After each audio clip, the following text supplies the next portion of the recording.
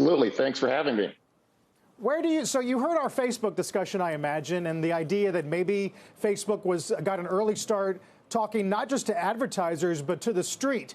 If that's true, do you think it pays off tonight? I absolutely think it will pay off. And I think what we'll see is that early planning will allow Facebook to not completely emerge unscathed, but I think they'll be in a much better position than Snap was. And I think we'll see that their execution will pay off for them. Where does it rank then in your list of would-be tech buys at the moment? Yeah, I still put Facebook behind Alphabet for us. And the reason being, we still think the digital transformation thesis plays much better looking at what Alphabet has to offer with Google. Now, that said, still, over 80% of Google's revenues do come from the advertising space. But I think specifically to Facebook, Facebook has a lot of headwinds moving forward. I think their execution will allow them to be in a good position for this earnings report. But moving forward, there are additional headwinds other than just Apple's changes to iOS. For example, everyone's talked about the declining youth engagement long-term in Facebook and those youths going to other platforms. Instagram has remained fairly stable, but we still see a migration. And, also all of the talk around the different issues from the Facebook papers, what impact will that have on engagement? At the end of the day, declining users, decreasing engagement, what does that mean? It leads to fewer impressions, and impressions are where they're able to use the ads for displaying. So if we see that go down, that's going to be a challenge for them moving forward.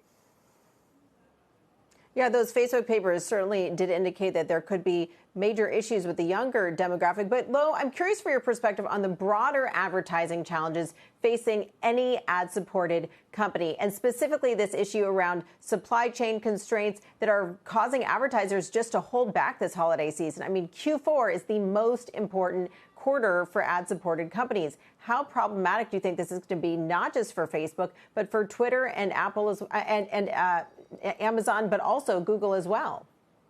Yeah, great point, Julie. I think what we will probably see is that some of the larger brands will hold somewhat steady. It will be more of a concern around the retailers, and I think in particular the small businesses, because those retailers want to be a little bit cautious about ad spend and then not being able to have products on the shelves.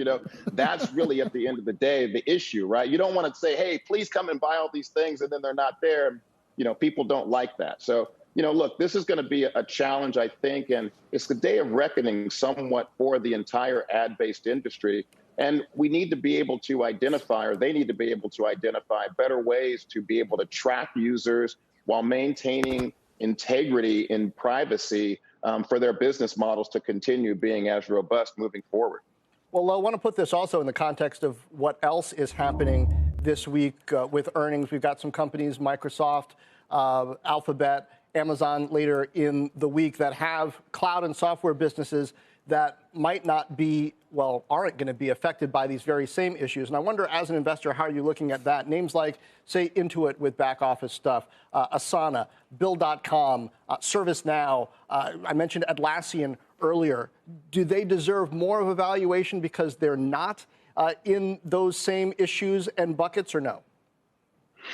I think they're separate, and we think of them separately. When we look at our thesis, we have a separate plan in place to be able to look at those businesses that are being really propelled by digital transformation. So I would say I would carve those companies out because they have bright prospects based on the migration that we see both for consumers as well as businesses to using cloud-based systems. And look, the composition of some of the larger tech names that do have businesses around cloud, I mean, there's still, like we talked about Alphabet, but the cloud business is still relatively small, right? So while it's very promising moving forward, I think some of those pure plays that you mentioned, those are going to be the ones that are going to be, I think, a little more resilient while the market tries to figure out what's happening in the more ad-based businesses.